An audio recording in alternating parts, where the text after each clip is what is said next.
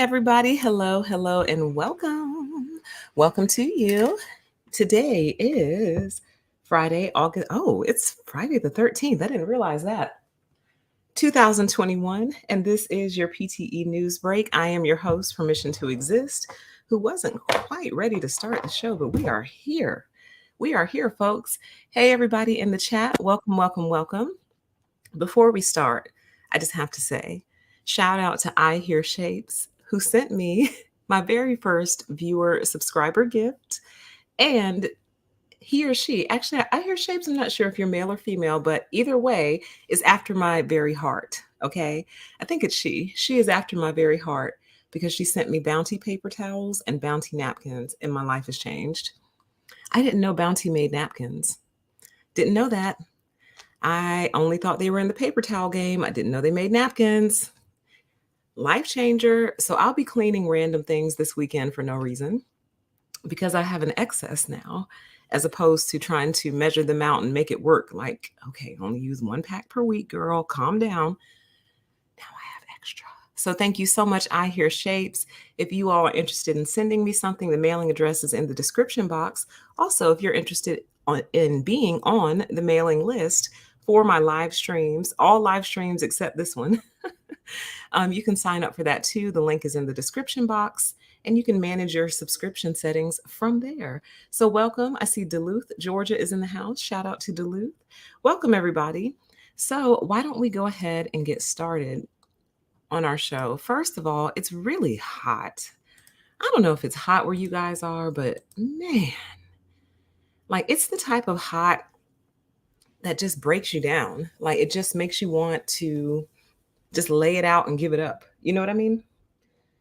And I feel like my body is whatever temperature it is outside. So if it's cold outside, I'm cold, no matter what the temperature is indoors. If it's hot outside, I'm hot, no matter what the temperature is inside. I'm like an all natural barometer. Ooh, 91 in California. I can't deal. So y'all pray for me, okay? Let's get started with our news break. I know it's like our air isn't sufficient, right? Like mine is on 70 and still I'm like burning up.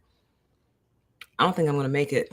I really don't. Let's see here. Let's start our news break with kind of an update from last week. So since we spoke last week, Governor Andrew Cuomo has resigned over the sexual harassment scandal and will leave office in 2 weeks. I said, wow. I said, that was fast. That was fast. That was like processed. I don't know. How strange. New York Governor Andrew Cuomo resigned a week after an investigation concluded he sexually harassed 11 women. His shocking announcement came minutes after his lawyer again flatly denied claims that he had sexually harassed anyone during the Democrats' 3 terms in office. Lieutenant Governor Kathy Hochul will replace Cuomo, becoming the Empire State's first female governor. Interesting. New York Governor Andrew Cuomo said Tuesday he will resign effective in 2 weeks because of a sexual harassment scandal that has crippled his administration, saying he did not want to distract the state from important work to be done. I mean, I guess that's good. I mean, he doubled down at first, but then I guess he's just stepping to the side. I don't know why this feels so weird to me. Because last week I said, okay, I really don't know much about him. I don't know how he's received. I don't know if he's like beloved, if he's hated. I don't have any feelings personally. Obviously, I feel very strongly about harassment claims and things like that, but I don't know. This one lands in a weird place. Oh, I see. I thought you said he can go to jail, but it says, can he go to jail though? I don't know. I doubt it. It's just, I don't know. This was very cleanly done, which, I mean, shout out to things being cleanly done, but maybe we're just so traumatized by messiness that we're not accustomed to like a swift investigation and then someone swiftly stepping down and stepping aside. I don't know. But I don't know. I think it's weird, you guys. But he's gone. He's gone. So to those of you who didn't like him, congratulations, I guess. I hate that it happened this way, that people had to be harmed in this way. But He's out of there. So it's going to be Kathy Mochel is taking over to become New York's first female governor, replacing Andrew after his resignation. Okay. So it says Kathy Hochul, New York's lieutenant governor, will become the first woman ever to lead the state of New York. I hate that it came this way, though. I don't like that it came this way. The first female governor of New York. I wish it had been more of an election. You know what I mean? I mean, I guess however you get there is how you get there, but it would have been nice to see a female elected versus, this way. Like, it's weird. Like, he stepped, never mind. Let me just focus. She will assume the governorship after Andrew Cuomo steps aside in 2 weeks amid a sexual harassment scandal. Hochul has not spoken to Cuomo since February, according to a recent profile in the New York Times. And last week, she called the allegations against him by 11 women repulsive and unlawful. Okay. So, congratulations, Kathy, on being the first female governor of New York. Make us look good. Make we women look good, okay? Make us look good.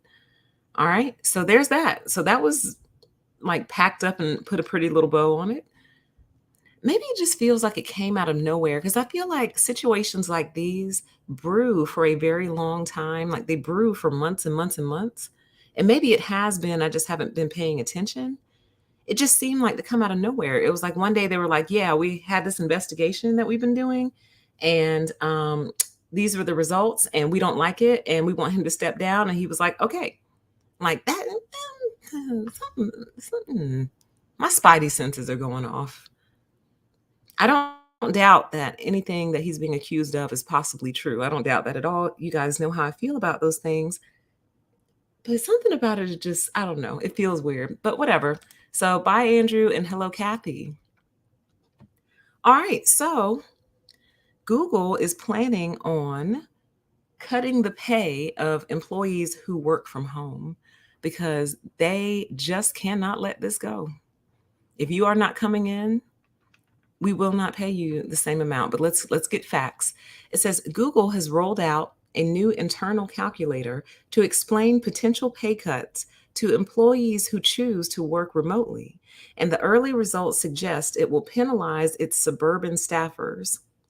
Screenshots obtained by Reuters show that Google employees who previously commuted an hour to Google's Manhattan offices from nearby Stamford, Connecticut, for example, would see their salaries slashed by 15% if they choose to continue working from home.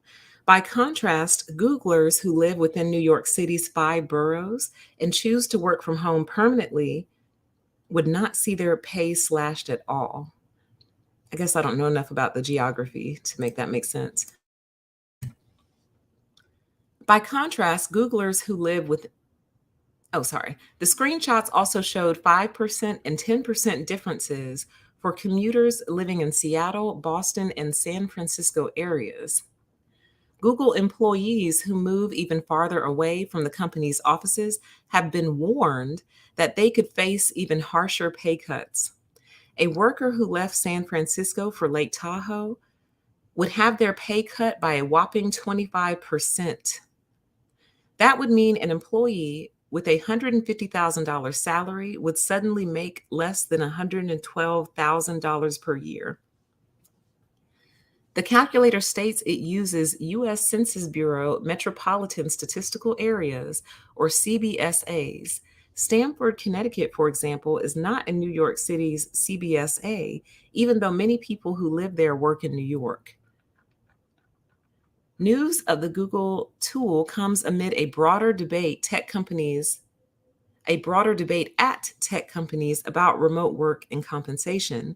Facebook, Twitter, and LinkedIn have all warned employees who plan to leave expensive cities like New York and San Francisco that their pay will be slashed, while smaller tech companies like Reddit and Zillow said that they'll pay the same regardless of where employees live. Oh, I have so much to say about this. I should have done a separate show. Jake Rosenfield, a sociology professor at Washington University in St. Louis, who researches pay determination, said Google's pay structure raises alarms about who will feel the impacts most acutely, including families. What's clear is that Google doesn't have to do this. Google has paid these workers at 100% of their prior wage by definition.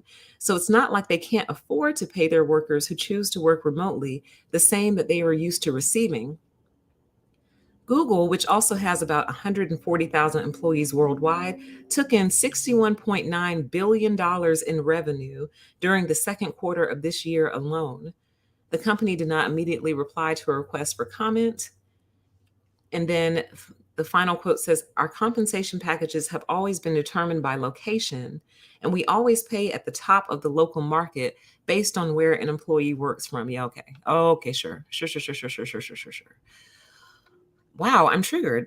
I didn't expect to be triggered by this, but I'm actually triggered. So I'll just give a summary and then I might do another show on it. We'll see. Not tonight, just a separate show. But to me, what this says is that this has always been about controlling you. Always. Like this has always been about some form of overstepping the boundaries of control, meaning we want you here, we want you here, we want you in your seat, we want to see your feet, we want to see your face. We want you to go to the coffee shops. We want you to go to the local eateries and dineries. We want you to go to the happy hours nearby. Why? Because we're probably shareholders. We probably own a stake in the building that your favorite bar near the office is located in. And you wanting to work from home means you won't be visiting that bar quite as often, which means you're taking a cut out of my profits. We've already talked about this actually, where they were talking about taxing people who work from home because they're not participating in the local economy, even though we absolutely still are. It's not like we just started manufacturing all of our own stuff. Still got to go to the grocery store. We still have to eat. Some of us still have a social life and still go do things. You know what I mean? But so riddle me this.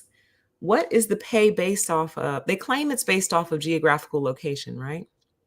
But people who choose to remain remote are being threatened with pay cuts. So then what exactly are you paying for? What is your pay based on? Because if you're cutting my pay by 25%, what you're saying is that that commute was worth 25% to you. That's what that is saying, not to me. It's saying that that commute was worth 25% to you. So now you feel like you're overpaying me.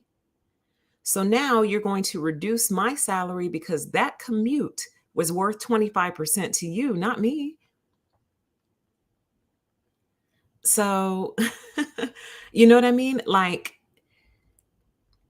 I'm stunned. I'm super stunned at the audacity and the gall of some of these companies right now. I'm stunned. And I'm so glad that this pandemic happened. I hate that so many people have lost their lives and so many people have been damaged economically. But I love that it happened because it truly exposed them for who they really are. You see how they're flipping out about the fact that you don't want to come back to the office and literally pulling every manipulative gaslighting tool out of their back pocket to try to convince you to come back. Now, I haven't watched this video yet, so I'm just speculating on the title, but there is a YouTuber named Joshua Fluke who recently posted a video that said something like, "This CEO wants you to come back to the office to improve your sex life." So without watching the video, all I can assume is that this CEO probably said something like, young people meet at the office, they meet at the coffee shops on breaks, on lunch breaks, they bump into each other, they fall in love, and what do you know? They get married and have a baby. And that happened because they came to work. I'm going to go watch that video later to see if I was right. But I bet you that's what he said. You know, how many marriages and couples have been formed because of some sort of work association, either at the job or satellite nearby, whatever. So, they are literally trying to use every excuse in the book to keep their little empire from crumbling, you guys. Understand how much of society has been set up simply around you going to work.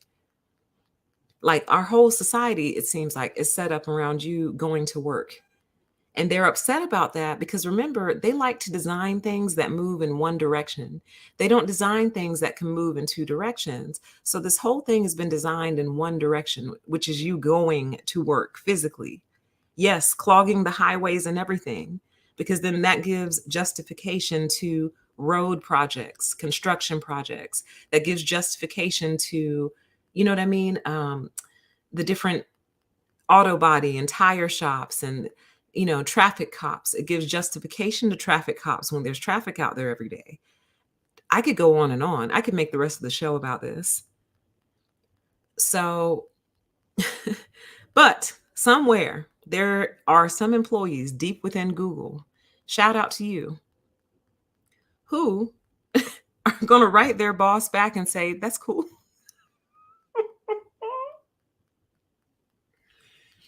So you're going to take me from 125 to 112,000 a year, but I get to work remote the whole time? That's cool. Yeah, that's cool. No pushback. That's cool. Because some of these people have moved to the mountains, honey, and love it. Some of these people have moved to little cabin cottages that can get internet access in the mountains with rivers and streams. They take their dog out there every day, honey. They are never coming back to you. Do you get that? They hang up from that Zoom meeting call and go on a walk on a hiking trail with their dog and come back. They're not coming back to you. And I saw an article the other day that said many minority employees are benefiting from working from home because they don't have to experience the daily microaggressions that occur in the office. Now, microaggressions can also occur over Zoom meetings, but far more microaggressions can occur in person. So there's a whole host of benefits that they don't want to acknowledge because to them, this is their death. This is the death of them. And this is why they fought it so long for so many years. For so many years. Okay. So I'm just going to go ahead and stop myself because I think you guys know that I could go on and on and on about this. I'm very passionate about this, mainly because your work is supposed to be just that, your work. I don't owe you my whole person. I don't owe you my whole entire being. I feel like this is what my whole channel is about. Permission to exist as a standalone object. You know what I mean? Like, I don't owe you me. We're not married. We're not getting married. We are not bound and joined. We're bound legally to the extent of this working contract, and that's it. But they want so much more from you. And it's that extra that I rebel against. And anyway, let me stop. Let me move on, y'all. Y'all know how I feel about this stuff. You know how I feel about this stuff. You know how I feel about it. Oops, sorry. Sorry about that. I didn't mean to do that. So let's make this a little bigger. So speaking of like corporate and corporate relationships and things of that nature, this is a graphic story. We actually have two graphic stories tonight. And I'm sorry to bring you this, but I'm bringing this to you because for a couple months now, I've been telling all my female viewers and subscribers to get armed. Okay? All of them I've been telling to get armed. And this would be a perfect example of why and what I meant. Okay? So let's take a look at the story. Many of you heard about this. It says Michelle Annette Avon's death was a senseless act of violence, said LA County's top prosecutor. The son of a Bank of America, the son of a bank executive found his mother's body after she was beaten to death by her ex-boyfriend at her home last week. The woman, Michelle Annette Avon, 48, died from a senseless act of violence at the hands of an ex-boyfriend, Anthony Dwayne Turner. Turner has been charged with one count each of murder and first-degree residential burglary. Miss Avon was a leader in our community, and the senseless act of violence has resulted in a significant loss to us all. Turner, 52, of Westchester, entered Avon's home August 3rd and left the following day. The next day, the victim's son discovered her body inside the house. Avon was a senior vice president at Bank of America, where she was responsible for helping hire and develop talent. female talent specifically. I wonder why they left that out. Interesting. She was specifically hired to help improve minority and diversity hires. So I wonder why they left that out. But anyway, we are devastated by the news. Michelle was a valued member of our company for more than 20 years and will be greatly missed, Bank of America said in a statement. Turner pleaded not guilty at his arraignment Monday in LA County Superior Court. Yvonne had 2 children and a grandchild. Okay. So her coworkers and friends and family are obviously horrified by this. And I think, you know, it made the news in particular because she's a Bank of America executive, right? So I think sometimes there's a certain sense of protection that comes with these titles.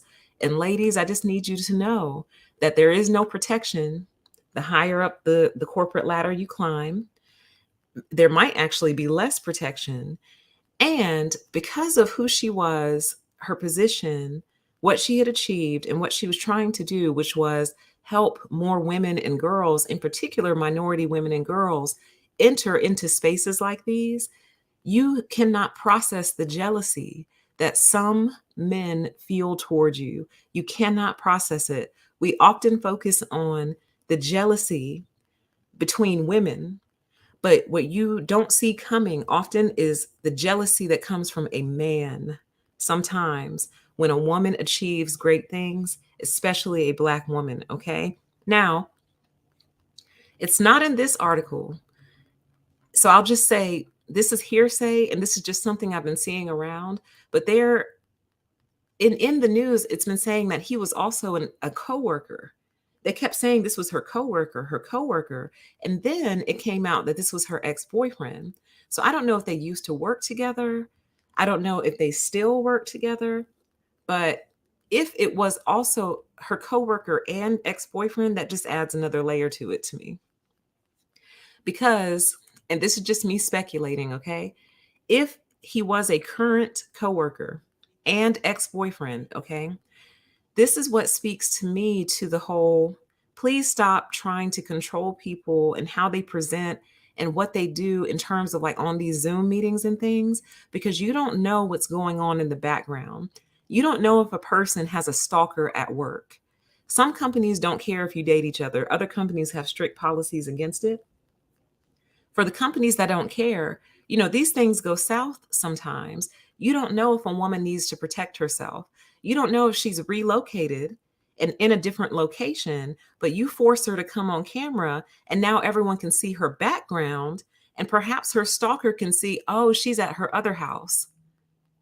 Oh, she's at the apartment today. Oh, she's at her mom's house today. Because maybe that stalker knows just even by the color of the wall and like the way the light hits the wall, the stalker might know where you are. You see what I mean? So those of you who might be leaders, managers, bosses listening to this, you really need to ease up on this whole camera thing. And I'm not saying that had anything to do with this. Again, this is just me speculating. We don't know for sure if he was a coworker. But if he was, you know, I imagine she's been doing some remote work here and there. This will be a perfect example of letting a person control their image and letting a person decide when they want to display themselves and when they don't. Even if the only thing behind them is a white wall, you don't know what that means. You don't know what that could possibly mean to somebody else. So stop forcing adults and children too, but I kind of understand the kids, like you kind of have to get the kids to focus and make sure, I don't know, whatever. That's a different discussion. But adults who are supposed to have autonomy and freedom, like I did a video, it was a clip of a video actually called Patriots Care About Everything Else But This. And this is what I meant. Patriots care about everything else, but they don't care if their company forces them to turn their camera on, forces them to leave their camera on, forces them to make sure their light is green. Some of you will know what that means. And if your light goes yellow, oh, what does that mean? Start telling themselves all these stories. Like you go to work and report to a communist dictatorship every day. You willingly and voluntarily report to communist dictatorships every day and you call it work. But then you leave work and go protest everything else under the sun. So that's what I meant by that whole patriots care about everything else but this. I'm going to make it public again since I mentioned it. But that's what I meant. So anyway, that has nothing to do with this. Rest in peace to this woman, Michelle Annette Avon. I hope your family finds a way to heal from this loss. I hope the person that did this to you goes to jail for the rest of his life. And I hope the inmates that are in there with him reward him with his own actions. Hopefully, they give back to him what he gave to you and then some. And I hope he's in there for the rest of his miserable life. Okay? But ladies, please reconsider your position on firearms. I used to be against them too. I didn't want them anywhere near me. And all I can say now is my position has completely changed. All right? So really rethink it and reconsider, because he didn't use a gun on her. He did not use a knife on her. He used his hands on her. So hands meet this pistol. You know what I mean? I see your hands and I raise you this pistol. Now what? It could have changed the story. That's all I'm saying. It could have changed the story. It could have had a different outcome. Okay? A pistol keep you about 20, 30 feet away. Now, if you charge at me, well, headshot. Let's move on. Okay? Another tragic story. Sorry to do them back to back, but I think this is important. And I actually bring you this story for a very important reason. Okay? Give me just 1 second, you guys. 1 sec.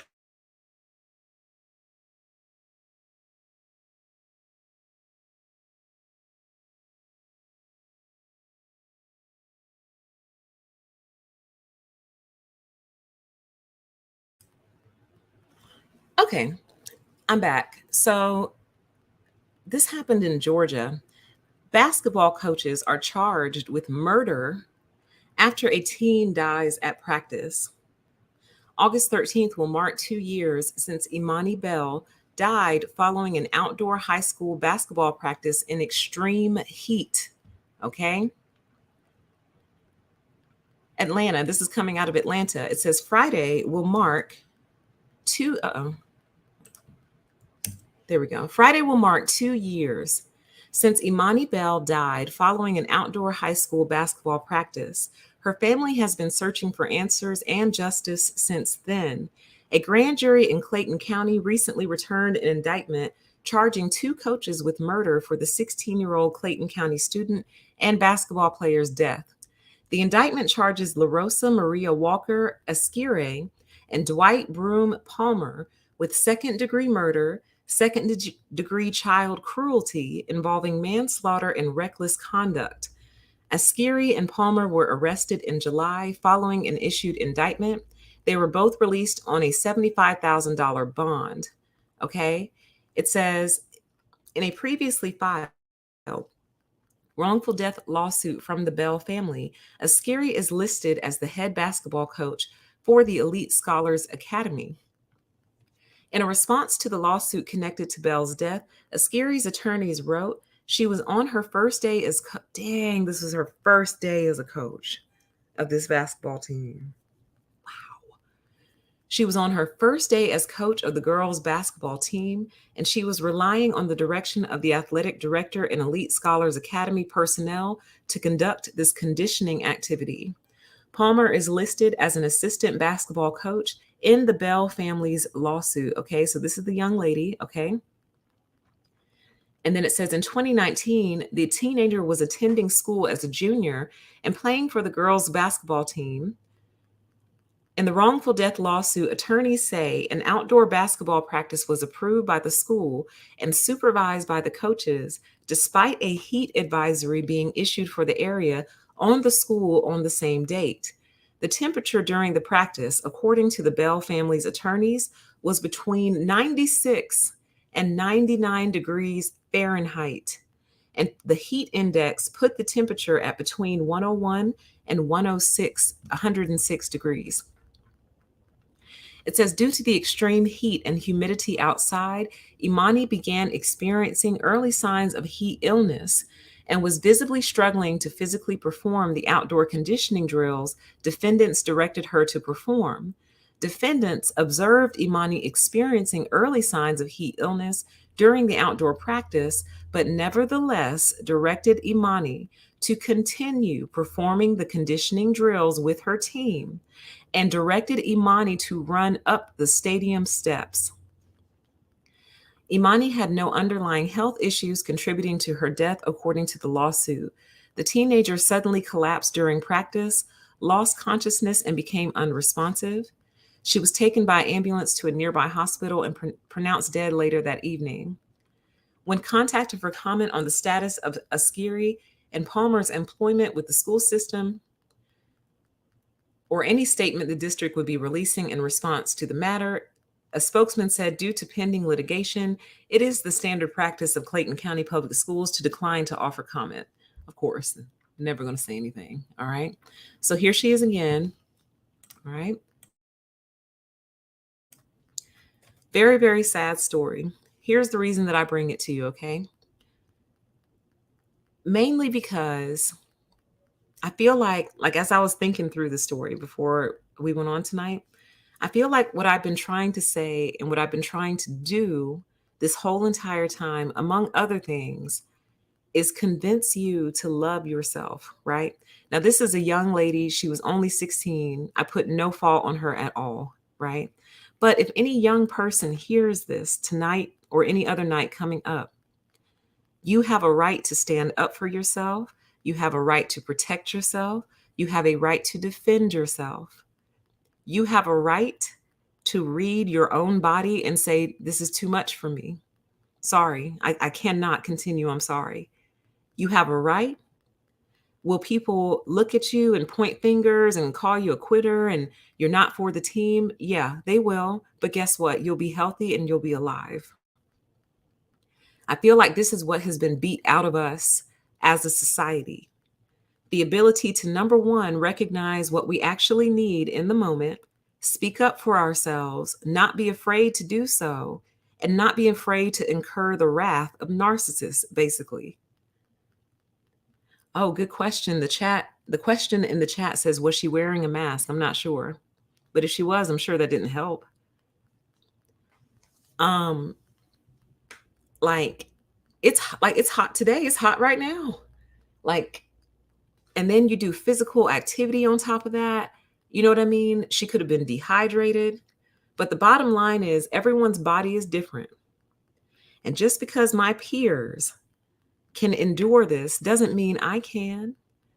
You know what I mean? And, that opens up the door to a lot of other questions like, well, should she be playing the sport, or should we have kids out there at all? Or should we not be doing this kind of stuff in the summer? Or there's a million different questions. But the one takeaway for me, like if I had a child, I would sit them down with this story. We would read it together. And I would say, anytime that you feel unwell, unsafe, you have the right to stop and call me. Stop and call me. If they give you trouble, if they try to force you, you stop, you go get some water, some Gatorade, you sit on the side and call me. Then I'll be on the news, not you. Then mommy gets to be on the news, not you. Okay? But that's what I would tell my child. And again, I want to make sure everyone hears me loud and clear. I'm not placing any blame on her. I already know the spirit she probably had about her, which was just one of, I don't want to quit. I don't want to give up on my team. I don't want to disappoint my coaches. I don't want to be the only one who couldn't do it. I don't want to be the only one who wasn't able to do it like everybody else. So I'm going to hang in here and I'm going to do it, even though all the signals are going off in my body. I would teach my child to recognize those signals and stop no matter what. Stop no matter what and call me. Okay? So I think this is tragically sad. I think it's great that charges are being brought, because I can only imagine, she probably said, Coach, I got to stop, Coach. I got to stop. I got to sit down. I got to get out of it. I got to get some water. And they said, keep it going. Keep it moving, Belle. Keep it moving, Belle. Keep going, Belle. Your teammates haven't stopped, Belle. Your teammates didn't quit. Your teammates didn't quit, Belle. Look at your teammates. Your teammates still going, Belle. Keep going, Belle. What you doing, Belle? Get up, Belle. Speed up, Belle. What you doing, Belle? Belle. Why are you in the back? Get to the front. Oh, I already know what it is. So I'm glad that some consequences will be faced. And it really is just starting to, I mean, I think sports are important. I know I said when we were talking about the Olympics, I don't care about sports. I really don't. I really don't care about sports, you guys. But here's the thing. I think I know why, though. I think sports are cute. They're great and all. But I think the issue I have is that it really, at the end of the day, produces no fruit. Like, it produces a bunch of multimillionaires. So you play sports in school. That's awesome. You're athletic. You're involved. You have a team. You learn team spirit, cooperation. Awesome. Then that takes you to middle school, then high school. Then your sports might get you a free ride to college. That's fantastic. Then from there, it either translates into a high paid athlete or someone who just played sports in college, and that's pretty much it. There's no fruit that comes. There's nothing. I feel like sports is something that we do when, as a society, we've solved all the other issues. So when we don't have problems with homelessness, when people's health is relatively well, when people are relatively economically stable, now we play sports because now we're just having fun. But when your society is crumbling, why are we? Let me just move on, you guys. So these two have been charged, will probably go to jail. For those of you who might be coaches and things like that, please trust these children when they're telling you, I can't. Everyone is not lazy. Everyone doesn't have bad work ethic. Everyone's body is different. And only you know your body the best. Yes, we have bigger fish to fry. Exactly. Once we fry those big fish, now we can play water polo. You know what I mean? No offense to the water polo people. The chat says a female runner collapsed at the finish line just short of breaking a record. Thank God she survived. They removed the mask mandate for athletes. Dumb folks killing people. So what? Why did she collapse? Was it heat? Was it a heat issue?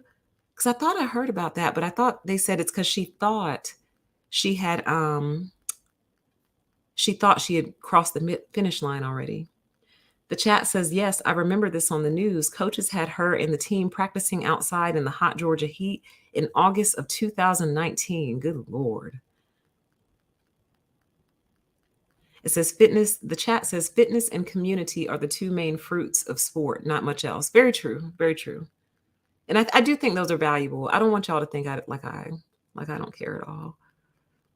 But like I don't watch anymore. I used to watch football. But then after several emotionally involved losses, I was like, wait a minute.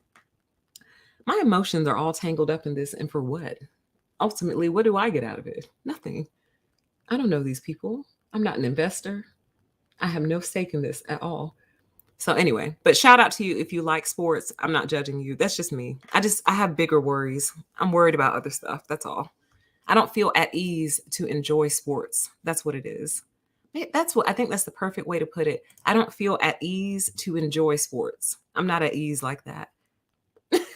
Right. What does it do for the viewer other than make them mad and have them scream at the TV? All right. Now, this, okay? When did this come out? This came out on August 11th. Apple has unveiled a plan to scan iPhones, for child. I think I've already lost the monetization on this one, but they don't really play about this. I'll just say abuse photos, but you can see your screen right there. Apple unveils plan to scan phones for child abuse photos. Okay. Says, in an effort to crack down on child abuse material, plans are in the works at Apple to scan users' phones to detect if there's any abuse and report the images if so. According to Apple, the scanning will come in the new iOS and iPad iOS technology prior to the photos entering iCloud. If detected, the new technology will allow the company to report these instances to the National Center for Missing and Exploited Children. Though complex, the process is simple. According to the company, the technology system performs on-device matching. using a database of images provided by NCMEC and other child safety organizations. Those images are called hashes, which are like fingerprints.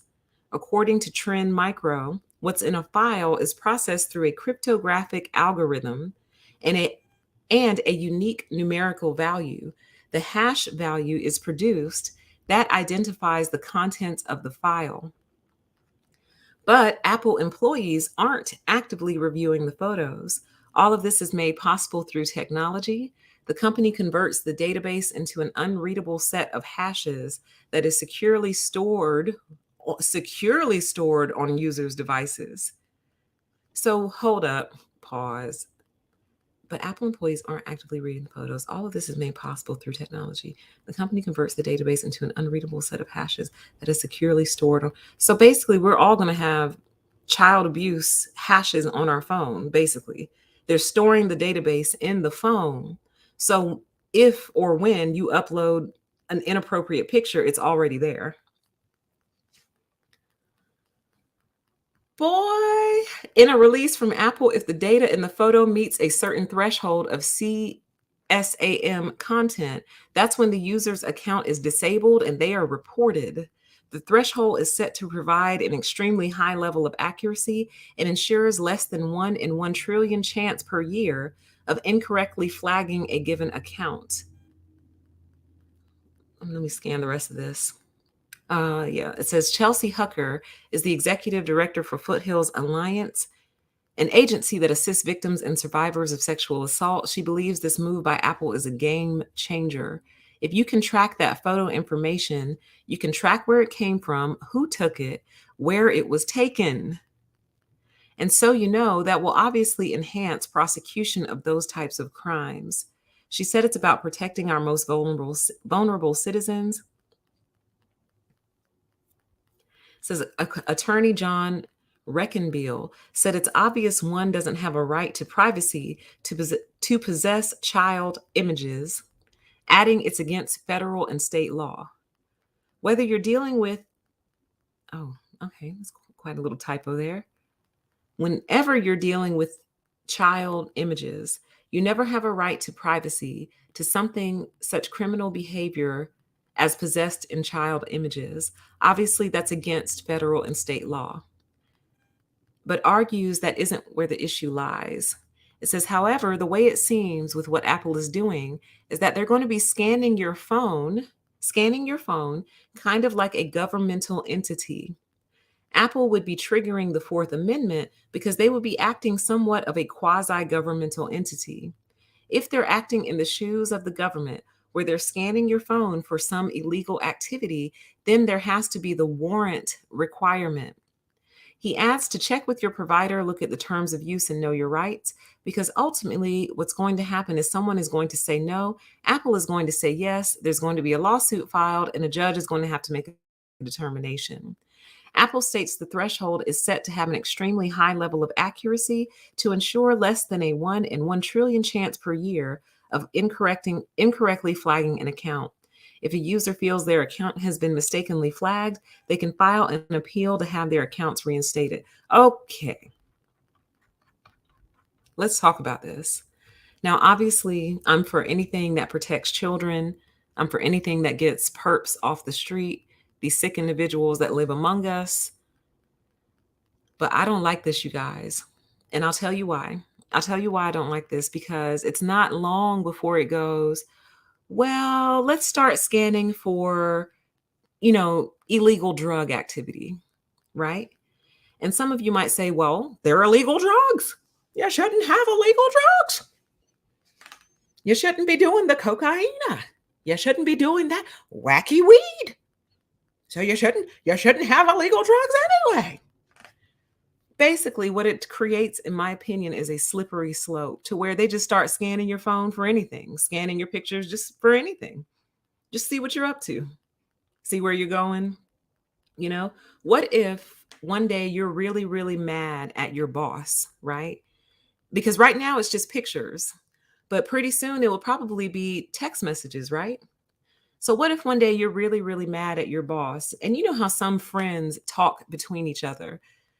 So you might say to your friend, I'm going to kill that bitch, right? With exclamation points and everything. Oh, I'm going to kill that bitch. But you don't mean it. You're not a killer. You don't even have anything to kill with. You're just so angry and so mad in the moment that you're venting to your friend and you're like, I just want to kill that bitch. Right? Well, Apple, in the future might decide to scan text messages for acts of future violence. So you just vented to your friend that you want to kill that bitch. Apple sees it, and now the feds are knocking on your front door. Do you see what I'm saying? So again, I'm for anything that protects kids from this type of stuff. I really am, but I don't like this, you guys. Like, it makes me want to delete all my I'll just say bra pictures. Like, you're in the bathroom and you just take a picture and you just happen to be in your bra. It makes me want to delete all of those. It makes me want to delete like where I just look crazy. Just woke up, you know what I mean? And just looking hit and hurt. Like it makes me feel like they have a back door into your phone. And it's not that I'm doing anything illegal. It's just uncomfortable. It's like, I don't like that. Because then you know what else this will ultimately be used for, you guys? Advertising. Advertising. Today, we're doing it to protect the children from child abuse photos, which, great. We got to do something because it's at an all-time high. Someone has to do something, but I don't like this, you guys. I really don't. It feels like a backdoor into the phone. And then a technology like that will eventually be used for advertising. So let's say I'm out shopping for a couch, right? And I see they actually already do this. They track what you screenshot on Instagram. I'll explain that in a minute. But let's say I'm just out and I'm just taking pictures of, different couches that I see. Well, their little scanning software that was originally used for child abuse images now scans pretty much everything. And they're like, oh, she's looking at couches. Well, let's send her some ads for couches. Let's send her some ads for some great sales in her area for sofas and couches. And they kind of already do this, but I think it's based on Alexa and Siri. Okay. Like the phones are kind of low-key listening all the time. But you know that though, because if I say, hey, it'll pop on. So it's always listening for that cue. So now to the Instagram thing, it's my understanding, and I could be wrong about this. It's my understanding that they've started to track what you screenshot. So they don't track the picture going into your phone. What they're tracking is, like, let's say you have a brand account, right? Let's say you sell purses. Like, essentially, you could ultimately find out how many people took a screenshot of that one picture of your purse. Like, hey, 30 people screenshot that purse. They must really like it. That's what I mean. Like, it is insane, the reach, you guys. Like, all this privacy stuff, you think it doesn't matter. And it's kind of hard to see how much it matters because of the way that they explain it. But it matters so much, you guys. And again, I'm in agreement with the attorney who said you have no right to privacy if you have child abuse images on your phone. But where is the line, though? Like, where's the line with this? They're talking about 1 in a 1 trillion chance. Okay, so let me ask you this. What happens? Let's say a man has a really spiteful ex, right? And the way that iCloud works is if you have the password and the email, you can log in from anywhere. So what if a man has a spiteful ex? And I say man, I shouldn't say man. I'll just say, what if a person, since we're calling people persons now, men and women apparently don't exist anymore. We're just people. But anyway,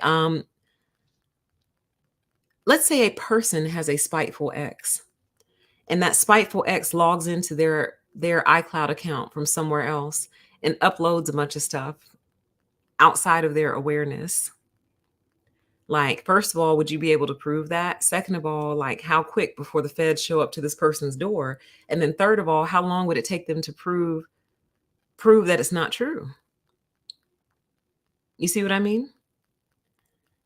Like, I know the chat says, well, time to reactivate that old Nokia with the snake game on it. Right. I knew I kept all my old phones for a reason. I see a Minority Report coming up in the chat. And what's funny is I know for a fact I've seen that movie before. Is that the one with the precogs? Is that the precognitives? What I was going to say was I never remember the plot of movies. I don't remember. I remember like bits and pieces. It's like a movie becomes like a dream to me. Like, oh yeah, I remember that dream. I don't remember exactly what happened, but I kind of remember what happened. So I don't remember how the Minority Report ended, but I do remember those precogs. That stuck with me. But essentially, that's what it is. It's a precog situation. Because think about it. Here's another way this technology could be used. Let's say a person is planning their own demise and sincerely planning it too. They're looking up how to do it.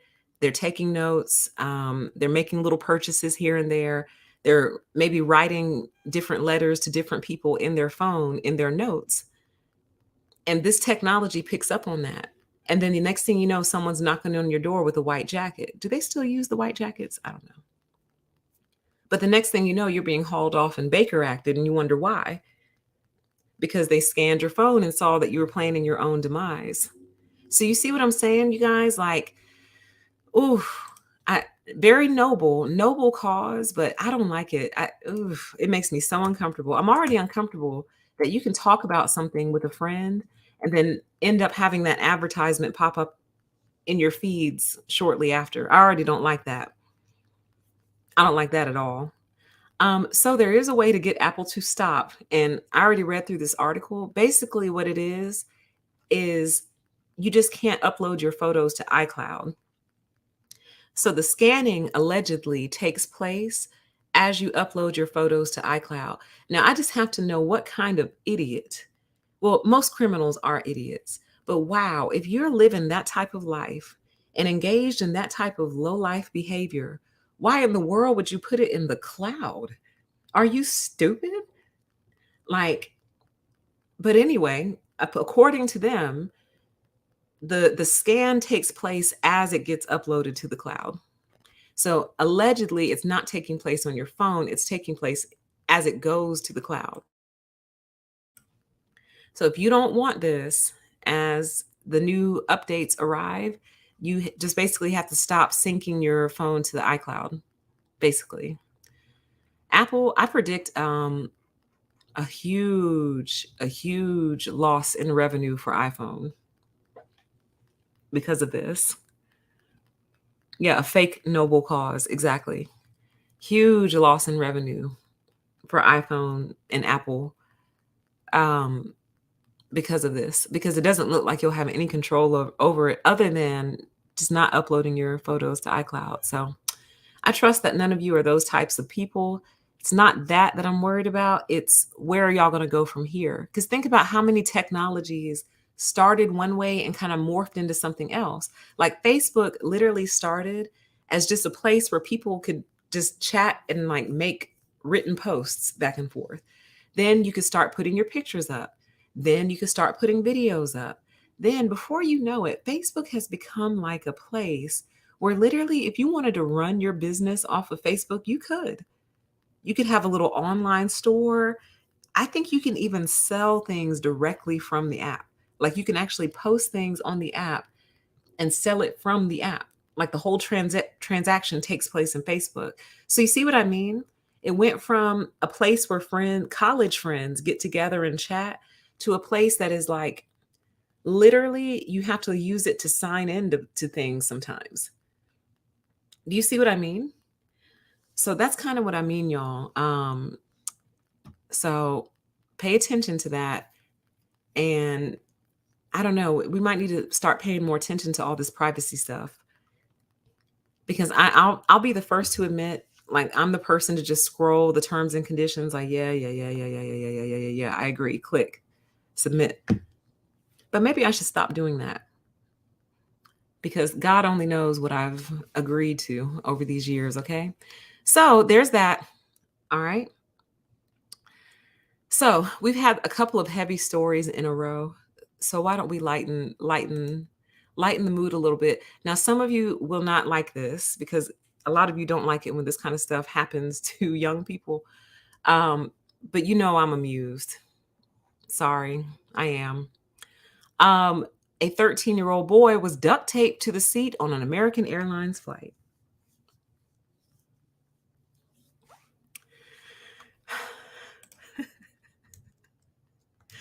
A teenager flying American Airlines ended up duct taped to his seat after getting into an altercation with his mom. The boy had allegedly been trying to kick the window out of the A321 they were traveling on. The flight from Maui to Los Angeles was diverted to Honolulu, leading to a 4-hour delay to passengers. And y'all wonder why all these flights and stuff keep getting canceled, because flights are designed to arrive on time. Teen taped to seat after trying to kick out a window. See, if I was a news anchor, I wouldn't be able to do that. Live on the air, I'm like, hi, thank you for watching Fox 5. A teen was taped to his seat after trying to kick out a window. Bob? It seems that duct tape is the new must-have accessory in every flight attendant's bag as a means of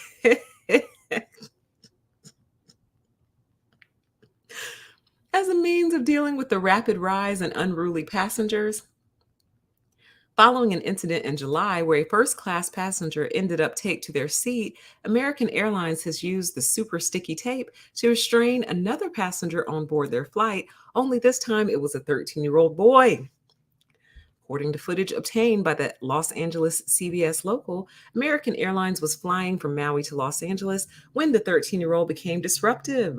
People on the flight have told the press that he began to be violent towards his own mother and attempted to kick out the window adjacent to his seat around an hour into the flight.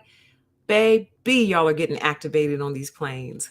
That pressure, something about this pressure is doing something to people. It's either that or the heat, because it's been so hot. Maybe the radiation from all this heat is penetrating these planes. Something is happening on these planes, man. Like, why? Like, you were totally normal. Something's in the air. Yeah, I agree. You were fine before you got here. You checked in and everything. Like, if you were going to bug out anywhere, I would think you would bug out at TSA, because TSA is like, take off your shoes, take off your belt. You know what I mean? Walk through this x-ray scanner where literally they can pretty much see everything. Okay. Walk through this x-ray scanner, get your stuff, put your shoes back on, keep it moving. Like, if you were going to bug out anywhere, it would be right there, I would think. But they literally make it through that whole process, boarding and everything. And then as soon as they take off, it's like they snap. Something is causing people to snap in the air and in airports. No, it's not. I agree. Like, this is weird. Like, I feel like I could start a whole entire channel on plane incidents alone. I really feel like I could. This is strange. Okay. It says, so he tried to kick out the window. It says, fearing for the safety of others on board, nearby passengers restrained the boy to prevent him from harming anyone else. See what I mean? I did a live stream called This Could Be You. And this is exactly what I was talking about. I'm like, are you prepared as part of your flight journey to have to restrain another passenger, like coming and going? A flight attendant then appeared and proceeded to duct tape the passenger to his seat, something we've seen all too often recently. So guys, we've got a video. We've got video. But I'm going to leave it muted, okay? So here we go. So there they are. They're holding him down. Why is it moving so fast? Do I have it sped up? Probably. No, it's normal. Like, look how tight that is. No one has time for you to be freaking out in corridors that jammed up. There it is. There's that tape. Oh, how could you not show the taping? How could you not show the taping? That's like the best part. You camera people suck. You got to be fired. Someone's got to fire you.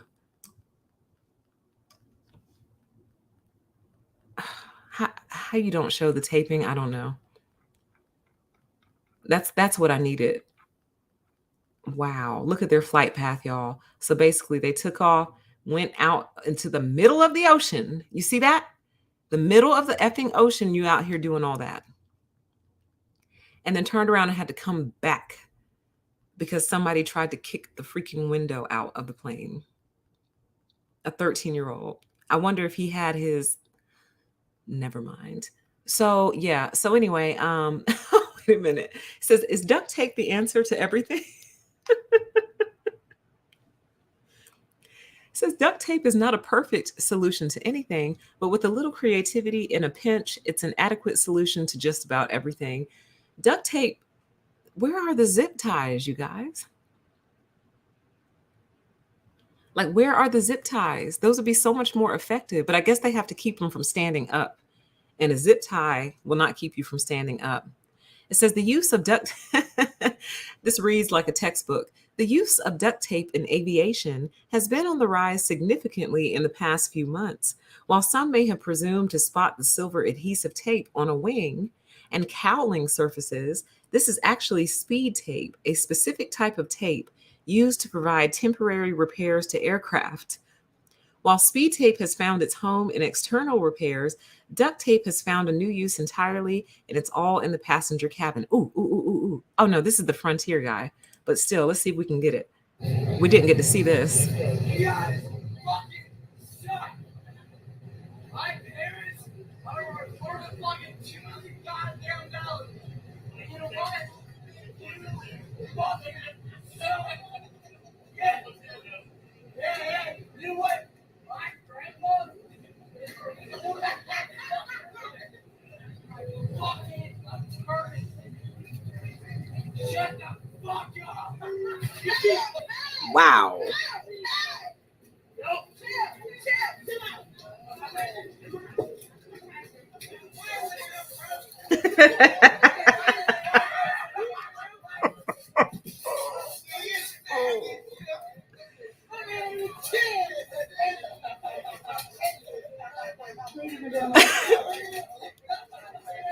Okay. It was the slow and delicate nature of the taping for me. How he really took the time to delicately place the tape. If you'll notice, it wasn't rough, very methodical, very careful. You see, it looks like he put it across his mouth.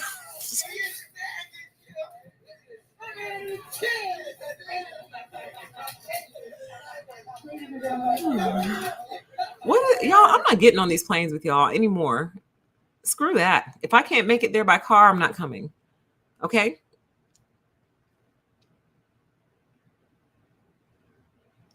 I'm not coming. If I can't make it there by wheels, I'm not coming. Okay. Something is going down and it's not okay, and they need to figure out what it is, because again, like even in this particular situation, you know, we are always relying on some strong men to be around to handle this. Well, what if you don't have any strong men on the plane that day, guys?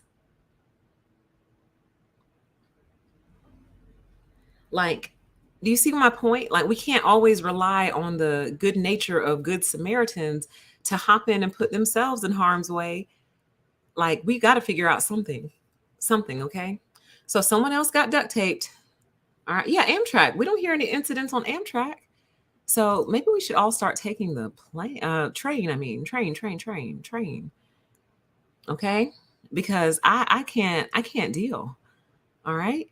So we are going to do kind of a COVID update, and then we are going to close out with something kind of funny to me. So here we go. Ron DeSantis loses the battle with a Florida cruise line over vaccine passports. DeSantis is down there working hard for you guys. Okay. I want this thing to go away. They sure know how to irritate us. They put it right where I don't want it to be. Okay. So let's take a look at this article. Okay. It says, a federal judge has ruled in favor of Norwegian Cruise Line's challenge to a law signed by Florida Governor Ron DeSantis banning cruise companies from requiring proof of COVID vaccines to board ships in the state, on Friday, Norwegian Cruise Line asked Judge Kathleen Williams to block the ban of requiring written proof of a COVID vaccine in Florida, arguing that it jeopardized the health and safety of crew members and was in breach of the First Amendment's right to free speech. In early May, DeSantis signed a bill into law prohibiting any business operating in the state from requiring proof of a COVID vaccination, citing personal choice for the citizens. However, Florida has seen a dramatic rise in cases and hospitalizations from the virus, with the state recording record-breaking figures multiple times over the past 2 weeks. It's scary what's happening in Florida. Florida is a hotspot, Norwegian attorney Derek Schaefer told the judge. All we're trying to do is protect our staff and passengers. Oh, I see. So Norwegian wants it. Norwegian wants the vaccine passport, and DeSantis is trying to block it. It says Williams ruled in favor of the cruise line on Sunday, granting Norwegian a preliminary injunction against the enforcement of the state's vaccine passport ban that will allow the company to require written proof of vaccination when it sets sail from Florida next week. Y'all, I'm not reading the rest of this. We are on the verge and on the cusp of probably the biggest legal nightmare I think we've ever seen as a country. One of the biggest legal showdowns, legal nightmares that we've ever seen as a country. And the reason is because we're kind of both right. And I'll tell you why.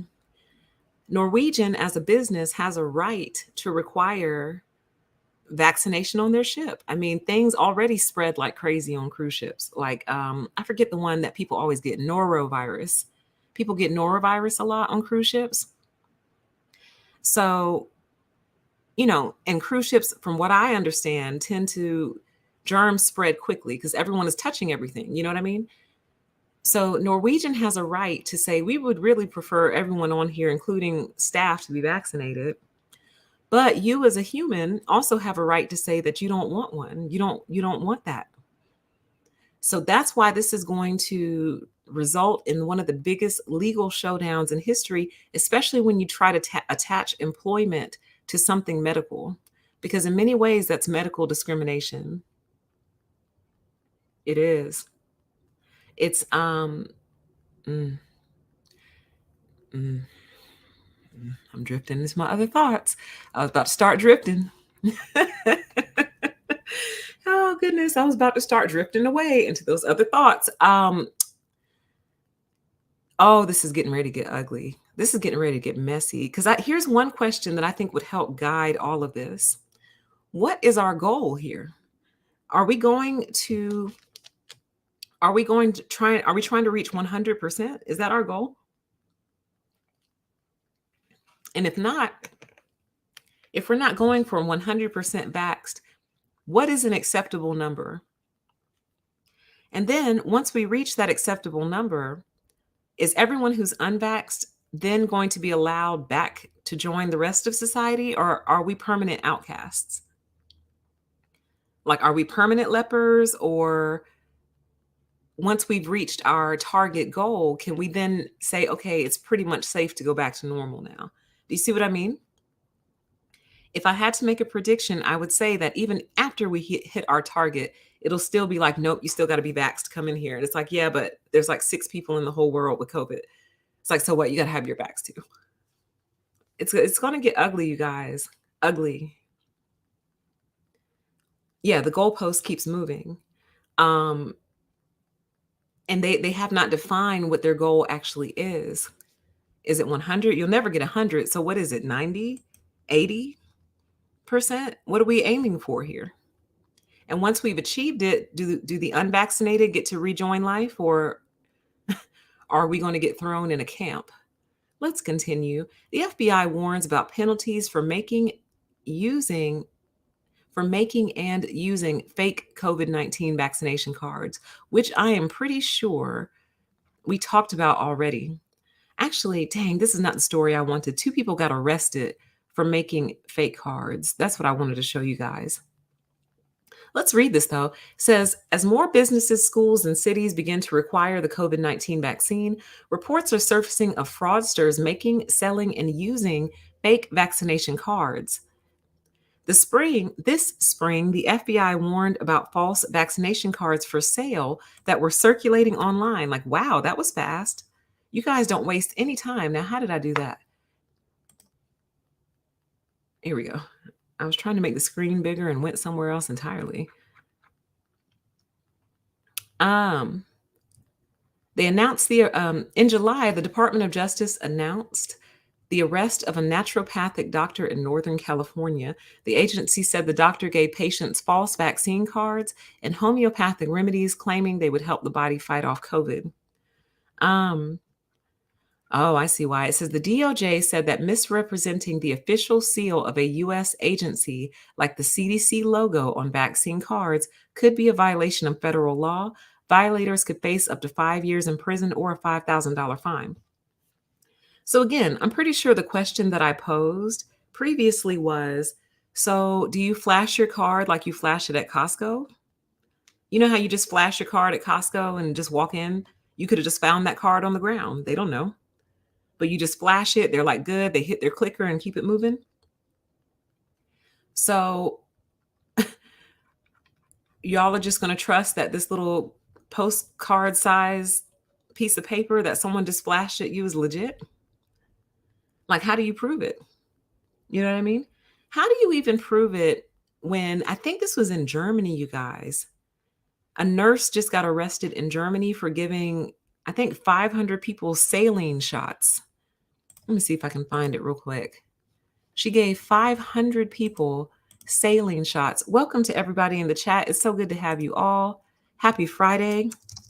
Let me see if it was German. Saline shots. Let me see.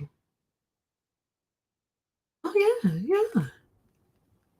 I told you, memory, rock solid.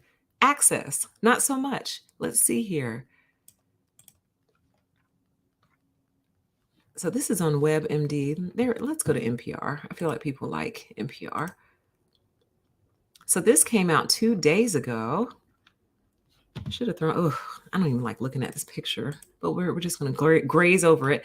Thousands in Germany thought they had their vaccine. It may have been saline instead, okay? A nurse in northern Germany is suspected of having duped thousands of people into receiving a shot of saline rather than an actual COVID-19 vaccine. Authorities say that a Red Cross nurse working at a vaccination site in Friesland is believed to have given out the fake shot to residents during March and April, Reuters reported. Around 8,600 people could have received the saline solution instead of the vaccine. I'm totally shocked by the incident, Ambrosi said. The District of Friesland will do everything possible to ensure that the affected people receive their vaccination protection as soon as possible. The saline solution is not dangerous, but officials are urging anyone who got vaccinated at Rothhausen vaccination center during that period to get vaccinated again. Man, y'all hear this? Are y'all seeing this? So you went out, you did your thing, you know, you went and you got your vax, you got your shot, right? And it's possible that the shot you got in this particular country and area or place was saline, and they want you to come back on out. Come back on out again and get another one. And you guys wonder why. You wonder why I feel the way that I do. I said I wasn't going to talk about this on this channel anymore, but you wonder why. All this trust, y'all got all this trust that you have just passed out like cotton candy. And I'm just trying to figure out where you got it from, where all this trust came from all of a sudden. So now some of these people have to go back. They don't know whether they got the shot or not. I assume there's no test to see if you actually already have the shot in you. So you just got to go back and just get it again and then just trust that that one's the right one this time. Can I do this at home? Can you mail me the little needle and the little vial? And can I do this at home? It seems to be just as safe. because you got folks out here swapping out saline solutions for what they thought they were getting, the medical product they thought they were getting. It says a similar scandal unfolded in India last month. Thousands paid to receive, oh, they paid for theirs to receive the vaccine at a vaccination camp, but instead were given shots of saline solution. Okay. Authorities arrested 14 people, alleging they gave around 4,000 people fake or expired vaccines and collected thousands of dollars in the process. Okay. All right. Okay. I'm reserving my commentary. And finally, I'm not going to read this article, but long story short, the CDC has approved an additional vaccine for people with weakened immune systems. So about 7 million people are now eligible for their third shot. If you got the first two, because you could have got saline. They might have put saline in you. But if they didn't put saline in you the first 2 times, you are now eligible for your third shot if you are immunocompromised. Now, I also read earlier this week that there have been people lying about their health status in order to get the third shot. And I just don't know what's happening to my country. I don't know where I am anymore. Lying to get the third shot. Okay? So, those of you who have weakened immune systems are now eligible per the CDC to go ahead and get your booster. Okay?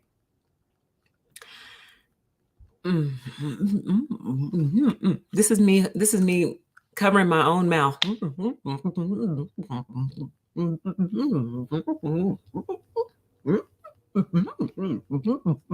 Okay? I'm being good. All right? Now, finally, California has ordered all teachers to be vaccinated or face testing. This is getting out of control, man. This is getting wild. This is wild. So yeah, court rulings allow Texas localities to temporarily mandate masks despite the governor's order. A new international initiative will bring, wait, what is this? What does this have to do with this?